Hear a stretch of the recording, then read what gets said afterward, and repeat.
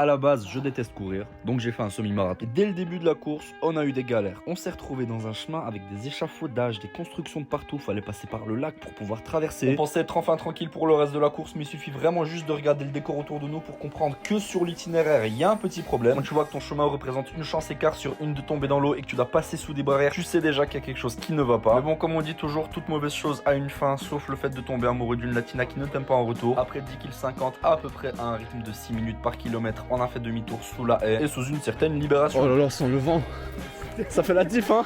Les 10 pires kilomètres, on les a fait, c'est bon. En effet, entre le vent qui allait maintenant nous accompagner dans le reste de notre course et le soleil qui commençait peu à peu à se dégager devant les magnifiques vues qu'on se tapait vers le lac de Bienne, où on a même passé devant le premier endroit où j'ai dormi quand je suis arrivé en Suisse. On arrivait déjà aux 3/4 de la course à peu près.